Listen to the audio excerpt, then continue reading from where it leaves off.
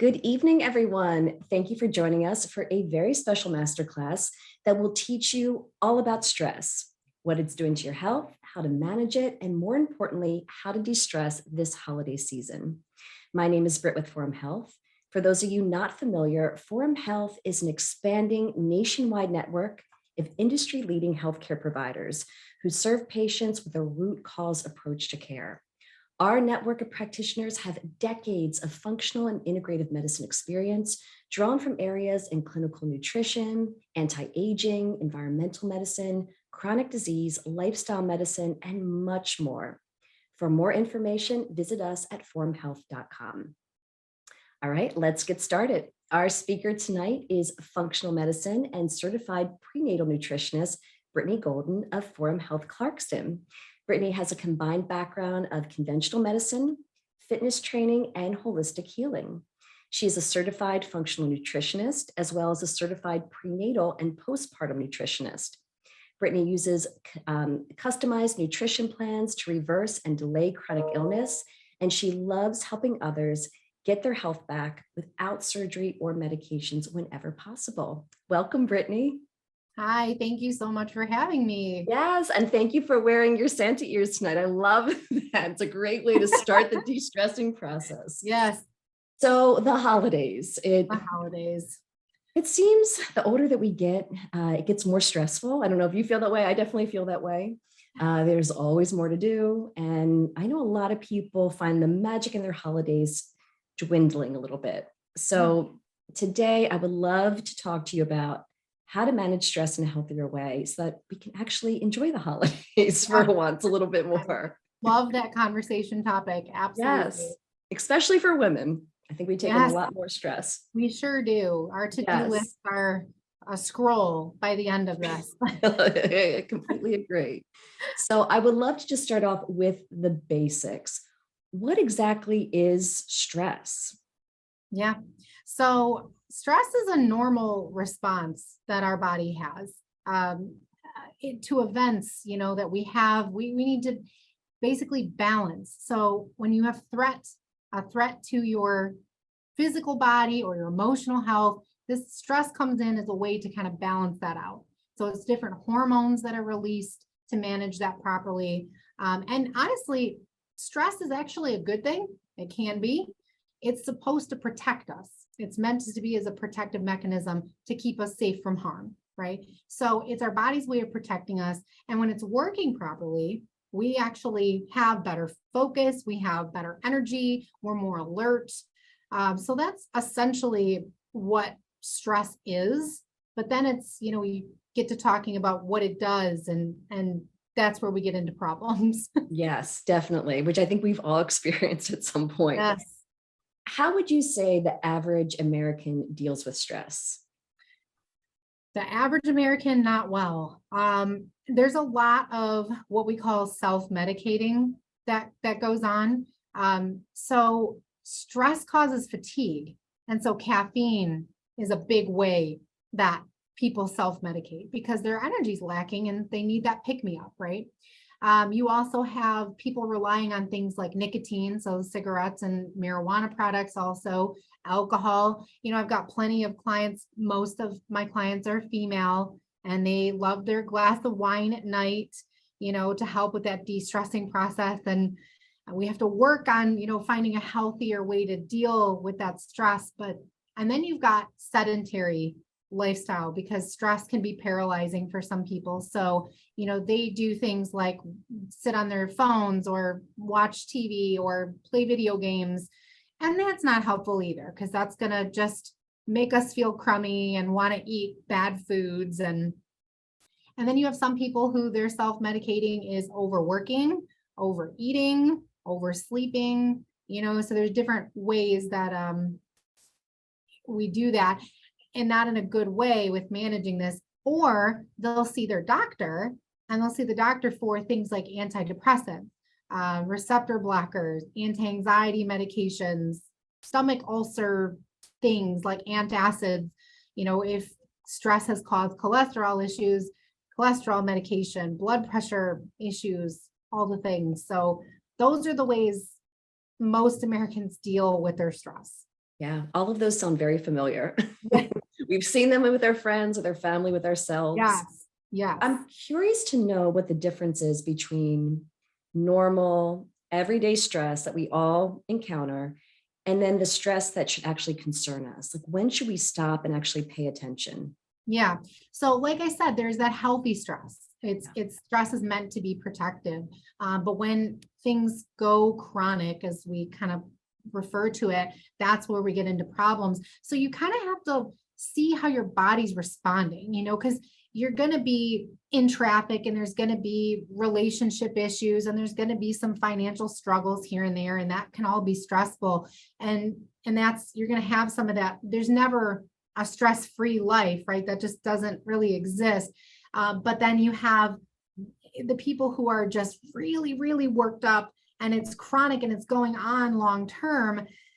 That's when, we kind of get into trouble. So that's where I would say start listening to your body. If you are feeling the lack of energy or motivation, if you're feeling more wired, like at nighttime, you're trying to go to sleep and your mind is just racing, that's when it's time to take a step back and go, okay, this is affecting me a little more than I maybe thought.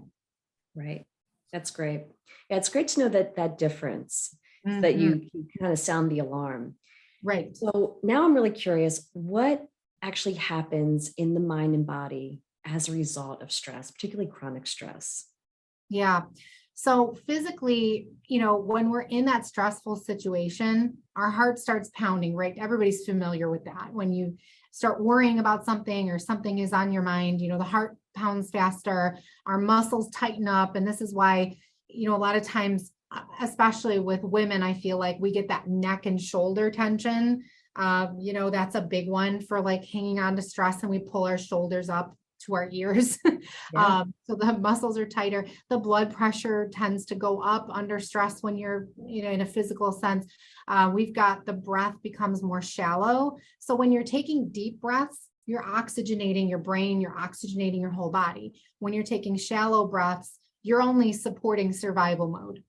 Right. So that's another thing. That's why when you are in a stressful situation, and I know we'll get to this soon, talking about ways to kind of recover, but when you are in that stressful situation, that's why the deep breathing is so helpful, because it starts to turn off some of those receptors, because your body's like, oh, okay, we're breathing now, right? So that deep breath really sends those signals to the brain for the calmness to happen. Our senses get a little sharper. And again, this is basically to like get us out of the burning building. Mm. But the long-term stress, so that's like short-term, that's like, we got to run from the tiger. The long-term stress can cause digestive upset. For some people that can be constipation. For some people that can be loose stools. Insomnia, as I mentioned, can be an issue, either trouble falling asleep or people are waking in the night. Neither is good, right? Weight gain is also a long-term stress effect on the body. Cardiovascular issues, because think about your heart pumping all the time, the blood pressure going up all the time. That's going to eventually result in something that needs to be mediated, right? And headaches and migraines are also associated with that stress long-term as well. Yeah. All things that none of us want to have to deal with. No, No. not at all. All right. So now the good stuff. What are some techniques that our audience can use tonight to manage stress in a positive way? Not Yes. not reaching for the glass of wine.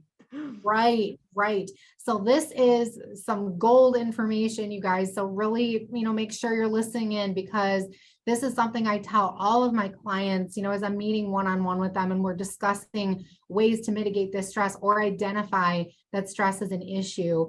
But the main things are relaxation techniques. So things like diaphragmatic breathing. So that is, like I was saying, that deep breath where when you take an inhale, your belly is rising. That is going to, again, like I mentioned, send those calming signals to the brain to turn off that, what we call fight or flight that people go into. Progressive relaxation is another fantastic technique. So with this one, if anybody's done yoga, sometimes they'll do these at the end of a yoga class. but basically if you're lying down on the ground and maybe this is before bed, or if you wake up in the middle of the night and you can't fall back to sleep, you tighten everything and you release everything. And you do that a couple times through, and that progressive relaxation to just get the muscles melting is so nice for the central nervous system. Meditation is another one that's kind of obvious, but not always the thing that people do, right? A lot of people are like, oh, my brain is too wild, I can't meditate. Well, I'll be honest with you, typically they're the people that need meditation the most. Okay. Right. It's so true. Yes.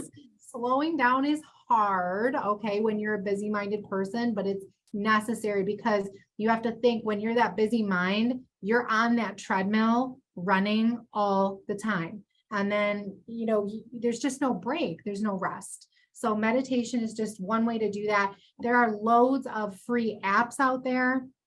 One of my favorites is Insight Timer. That's a free one.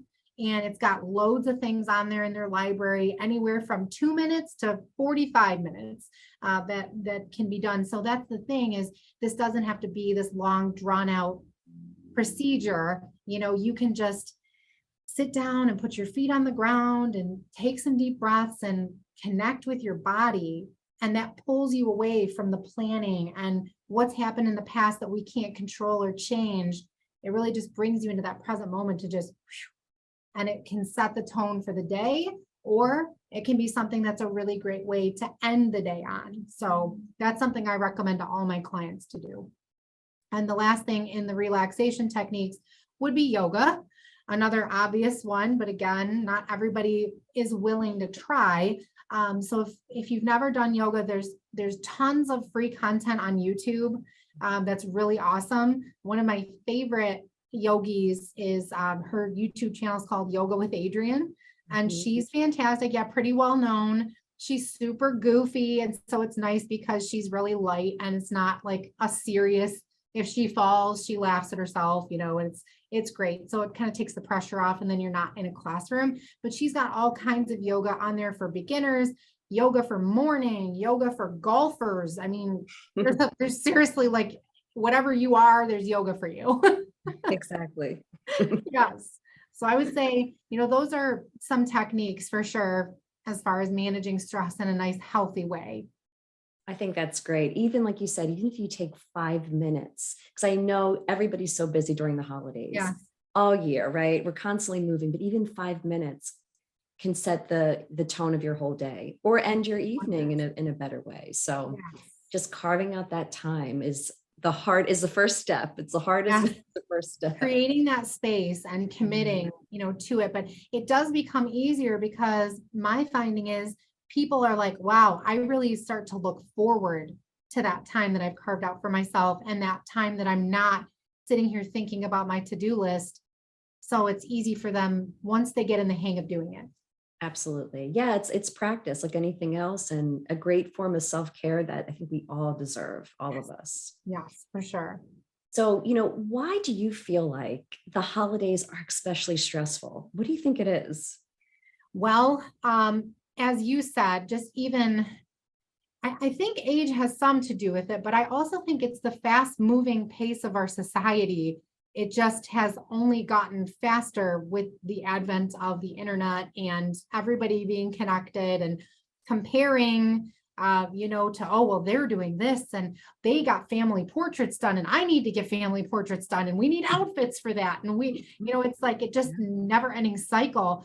So, and on top of that, you have already other things that go along with the holidays, like family. God love them, but not all family is happy all the time. So then it's, it's dealing with that. It's dealing with schedules. It's dealing with finances, everything, especially this year, everything is more expensive, so you're looking at the gifts, you're looking at, okay, well, what's food going to cost this year to make all this dinner and everything? Then you've got time constraints. You've got busy people who are working, busy moms with their kids. You've got the gifts that you have to get for everybody. And are they even going to like it? Is it even worth it for me to buy this? Are they even going to wear it? Deadlines. You still have to work. you still have to work through that. You just get, your couple of days off, but there's still all the things in between. You've got kids on break, right? You've got events like work events and family parties and such, food and planning that. And maybe if you're mindful, trying to stay healthy, cooking for many people, if you're hosting, I mean, the list just keeps going. No downtime, the unrealistic expectations, you got people who at this time of year, they go into depression if they have seasonal affective disorder, and it doesn't have to be like I'm curled up in a ball on the couch for a week. Depression looks different to different people. And so that depression can affect your motivation for this laundry list that I just gave. And that may seem so daunting to somebody that they're like, yeah, I'm not even going to bother, Yeah. You've got illnesses. So even like avoiding COVID, you've got sick kids. You've got, if you are, I think you and I are on the same plane here, but weather. Yes, weather. There's stress with weather, Yes. it's got to travel or, whatever, and plans get changed. That's always a stressor as well. So was that enough things? I know. I feel like I need to do some deep breathing now after that reminder. But it's true. I mean, when you really list it all out, we have so much kind of against us. And I love that you highlighted expectations, especially unrealistic expectations that come from social media that we're not even aware of sometimes. We automatically compare ourselves without even realizing it. Yes. And that does cause so much stress unnecessarily. Yeah. Everybody, when you look at what everybody else is doing, and just because you're not doing the same things that they're doing, they automatically, people feel behind. They feel behind. They feel like I'm not doing enough. Well, I need to take my kids to that event, or we need to go see Santa. Well, the Santa we saw didn't have a reindeer. Now we need to go do that. Like it's just this constant, it's nice to see everybody's pictures, but at the same time, it's also like, yikes, there's so much you can compare to and be like, you just feel like you're falling short. Yes, there's a lot of FOMO, a lot of fear of missing out with people. Yes. Oh my gosh. You're really not missing out on anything. You're not missing out on anything, really, when it comes to it. I know another stressor for a lot of people is, trying to avoid gaining weight during the holidays. So I'm curious, for your clients who are trying to stay on a weight loss menu, maybe avoid sugar or carbs, what advice do you have for them? Yes. So for my clients, I always tell them, and my people are on pretty, strict plans as far as their menu goes, because we're trying to get rid of inflammation. We're trying to rectify certain illnesses and things. So in order for them to get those results, they have to follow things a certain way. But I tell them, this doesn't have to be like a make it or break it thing. It's the holidays. It's okay, to have a little bit of flexibility. Try to just stick to your routine. Eat breakfast the day of this party you're going to. Eat well-rounded snacks. Don't arrive hungry. Possibly bring your own stuff or eat a little bit before you go. That way you're not starving when you get there and feel like you have to eat it all. And then one of the best things I think that gives them a little grace in this is I tell them to pick one of the three evils: carbs, sugar, or alcohol, and to just stick to that one thing that you're choosing, basically, and be okay with it. And just say, I'm committing, I'm having this, I'm going to not think about it tomorrow, and be done. And then the very next day, we're getting back on track. I love that. Pick your poison. That's smart. That way you're not going to have a drink and eat the cake and have the potato chips. Right. And then you're up, 3 or 4 pounds overnight going, what did I do? Right. What happened? Yeah. How am I going to get this off? And feel like you really got yourself in a hole. This way you get to feel like you have a little bit with the celebration, but it's not, when I have people say, I have them say, the expression, I fell off the wagon. I fell off. Right. I've had people who come in, they're like, I didn't just fall off the wagon. I rolled off the wagon. The wagon rolled over me into the woods and lit on fire. Like that. Yeah. That's pretty accurate. I'm like, oh God. We need I love that. damage control. Yeah, major damage control. I think a lot of us feel that way after a holiday party. Yeah, so this makes it so it doesn't have to be so, you can have a little bit, feel like, okay, I got to have a treat and the wagon didn't light on fire. Right, exactly. The wheels didn't pop off. Didn't run me over. Oh my God, it's so funny. I love that. I think that's really smart. Just pick one that you can enjoy and just enjoy it. Yes, that's perfect. So you can still participate. Lastly, before we open up the class to questions from our audience, I'd like to ask you, what is one thing that you would love for our audience to take away from tonight? So the one thing I'd like the audience to take away from tonight, I would say, is to remember, and I'm just going to quote what we were talking about before we got started. This is only 1 or 2 meals, guys, that we're up against with the holidays when it comes to the food portion, right? That's not the only stress. Like I just talked about, there's loads of different things that go into the holiday season. But when it comes to the meals, that tends to be a stress for most people because our whole society is so encompassed with food being a source of comfort and a source of pleasure. And it doesn't have to necessarily be that way if we look at it from that standpoint and just say, it's just one meal today, right? I can make this, I can do this. I don't have to gorge myself and then feel bad tomorrow. I can make it through this one meal and get right back on track tomorrow. Definitely. I love that. Yeah. Brittany, thank you so much. I really appreciate it. Actually, it makes me feel better. I feel like I can survive next week. the next coming weeks a little bit better. Absolutely. You can't do this. Yeah, we can, and we can all do this together. Yes. I would love to open up the class to questions from our audience. We'll probably take the next 10, 15 minutes to answer any of your burning questions about stress, about how to eat during the holidays, anything that is top of mind for you, we would love to answer. So think about your questions. Brittany is here for you. And some are already popping in. So great question that we didn't touch upon tonight. This person asked, is stress linked to disease? Absolutely. So as I mentioned earlier in the presentation, talking about how the self-medication that some people have to eventually get on things like blood pressure meds or cholesterol meds, cardiovascular disease is hugely related to stress. So it doesn't matter what your weight is, when it comes to these diseases, you can be a healthy weight and still have issues with cholesterol and blood pressure. And those things are our number 1 cause of death in our country is cardiovascular issues. So certainly, we also have things like obviously obesity and weight gain because stress makes us crave bad things. And usually we're not in a good routine to begin with.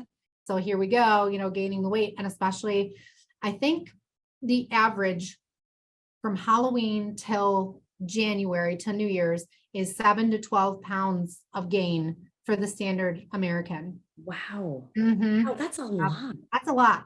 And it can take a while to lose that if you're not committed to a program, so you got to think like, how long will it take me to get that off?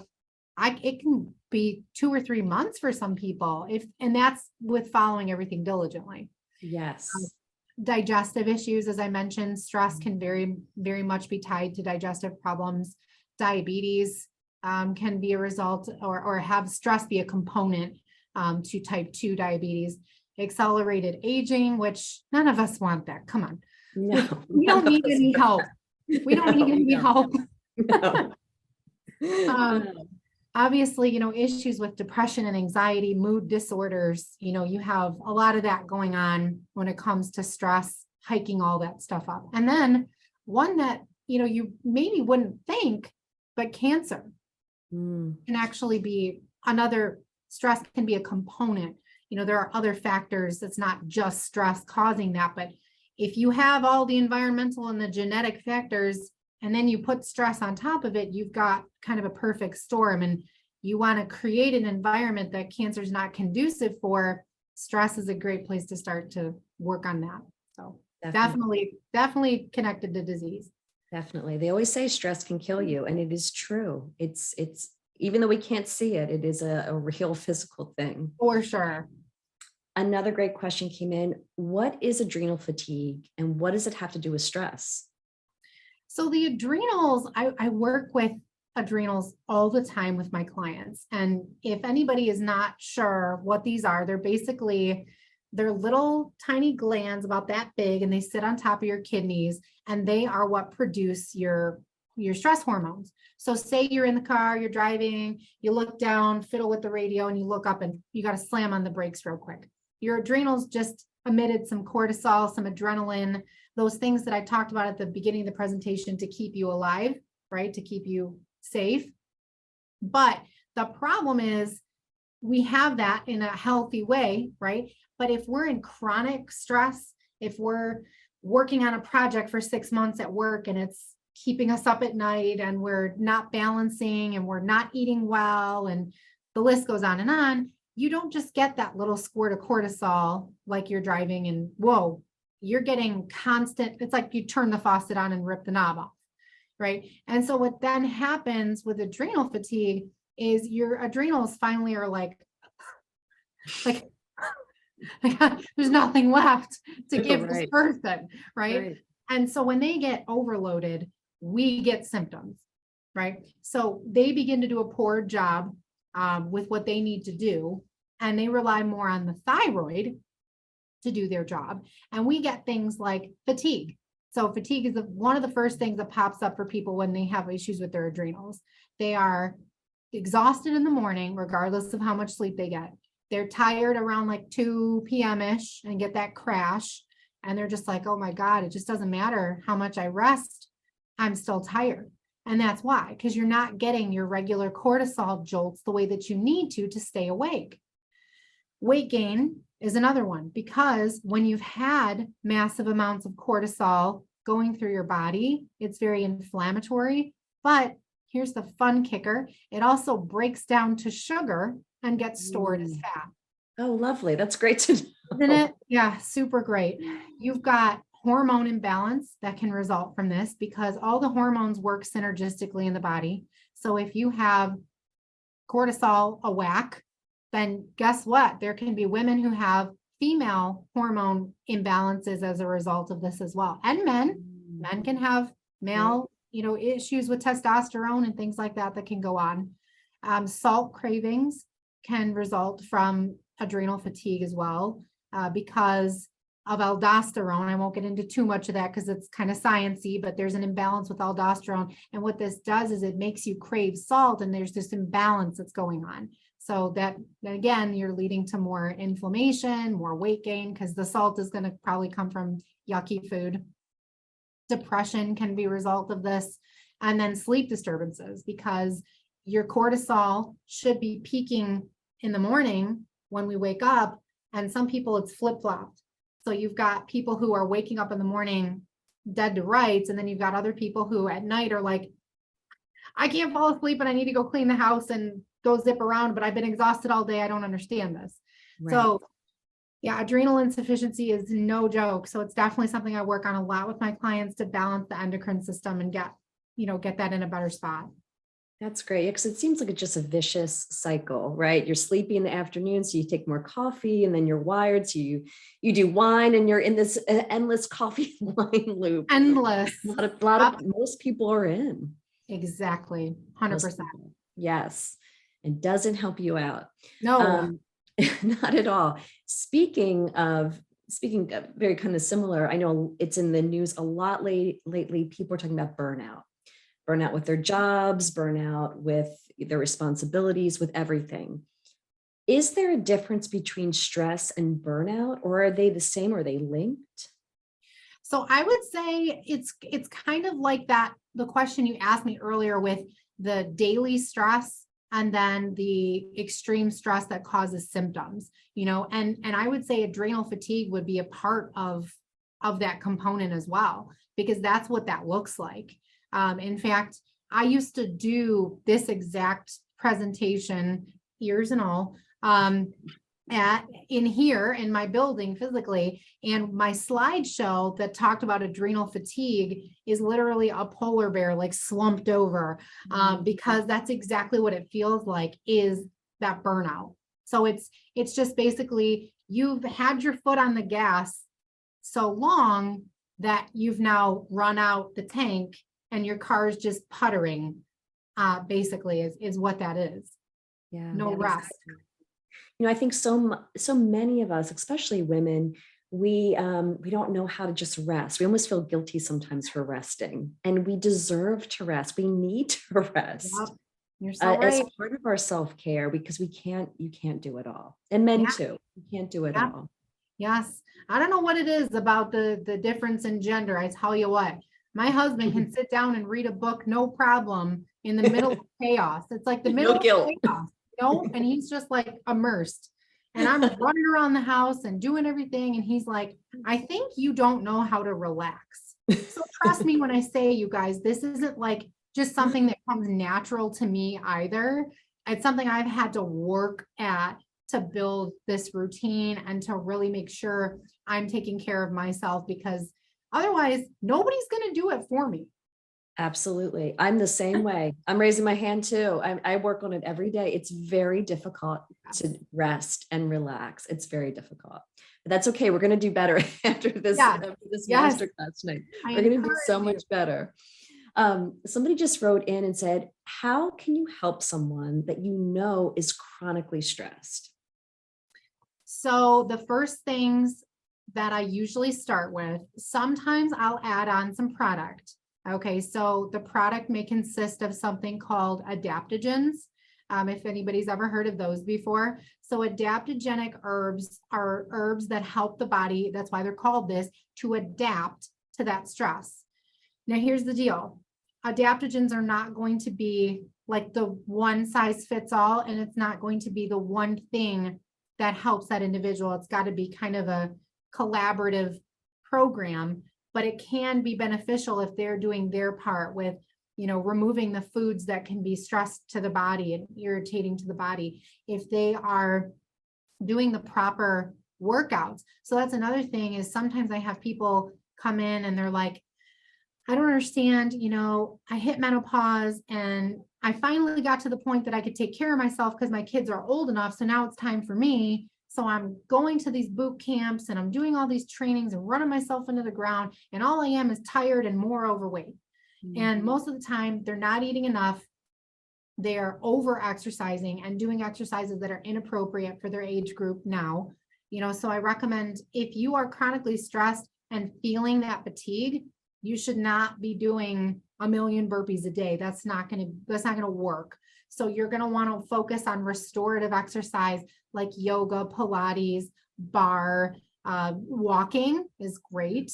All those things, just things to keep the body moving. So in conjunction with an adaptogen blend of some kind for that individual, and the proper activity, the proper menu, which is usually just like low glycemic, is pretty good for most people. And then what am I missing? Oh, the meditation. Yeah. So having that self-care piece, because I'll ask people, first I ask them their stress level on a scale of 1 to 10, and then they tell me, and I say, okay, what do you do about it? What's your game plan? What's your self-care look like? And they kind of like look at me like, what do you mean? What does that mean? And I'm like, okay, well, so clearly we need to work on expanding that. Or I have the women who are like, oh, I get my nails done every 2 weeks. And I'm like, every 2 weeks? Well, you're in the stress every day. Every 2 weeks isn't enough. You need something every day, even if it's 20 minutes of just something that fills your cup, is how I explain it to people, So if you like to draw, if you like to paint and be crafty and creative, that's a great way. You have to have an outlet. You have to have an outlet for the stress. So that's the biggest thing. When I'm dealing with somebody who's chronically stressed, those are the things I focus on. Absolutely. I just heard on the news today that even if you take 2 to 5 minutes every day, a couple times during the day, and just play your favorite song, dance around, just sit quietly. It actually makes you more productive in your life, whether it's at work or with your kids, whatever you're I doing. believe it. Just those small little moments, Mhm. but it's really getting in the habit of carving out that time, which I think is the Yes. most difficult thing. Yes. Not encouraged in our society, but we can all do it. And we can get a pair of fun headbands too, that will help you to knock the stress away. Right. I have one more question, last question that came in. And this person wants to know, how can I tell the difference between if I'm stressed or if I'm having anxiety? Are they linked? Is stress causing my anxiety or vice versa? That's a good question. So stress would be like an assessment of what are the things, like if you could make a list of the things in your life that, kind of get you going. Anxiety is more episodic, if you will. It's more situational. And that looks more like the heart palpitations, the shallow breathing, panicky, like more panicky. So to me, that's kind of what I would say in response to that.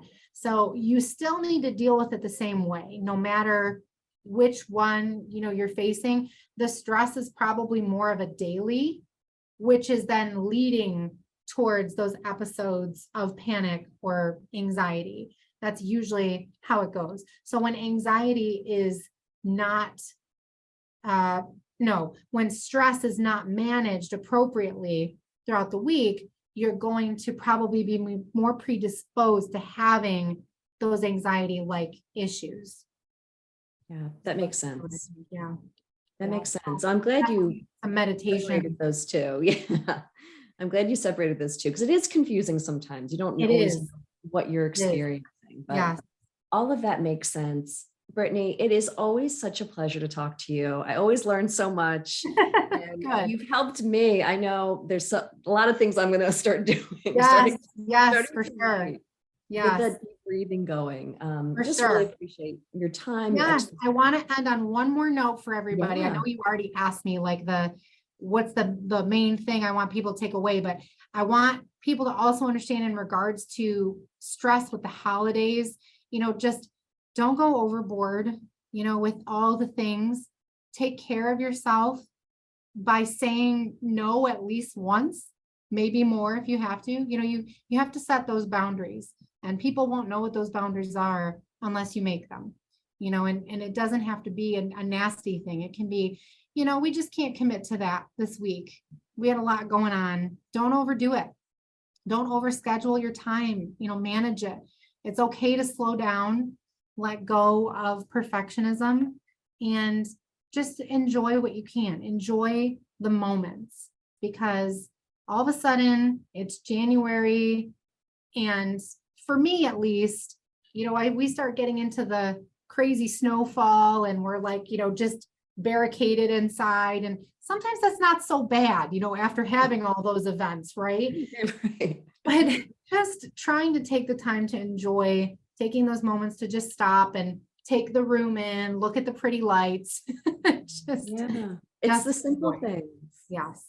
Yeah, I completely agree. It gives us, tonight gave us so much perspective. I hope everybody felt that. It just puts everything into perspective, and it's all about balance, like you said, really taking care of yourself. These Mhm. are all simple things every one of us can do. Yeah. Starting tonight. Absolutely. Don't put it off to tomorrow. Yes. Start it tonight. Insight timer. Download it. There are such great meditations on there. Yes, absolutely. And like you said, YouTube has tons of content. And I also wanted to mention, if you would like to book an appointment or maybe learn more about how Brittany and Forum Health Clarkston can help you with your stress levels or really any other health condition, please give us a call. Our number is 248-625-5143, or you can visit forumhealthclarkston.com. Again, that number is 248-625-5143. Everybody needs reminders of these techniques and our stress levels. So please share it with your loved ones. And also in the meantime, visit us at forumhealth.com. Connect with us on Facebook, Instagram, and YouTube. We have tons of great health content on there. Brittany and I recently did a great webinar together on prenatal and natal healthcare. So check that out, connect with us, and please take time for yourself and stay well and have a wonderful holiday. Thank you so much, Brittany. Thank you. It was great to see you again. Thanks for having Great me to on. see you. Thank you, everyone. Have a great night.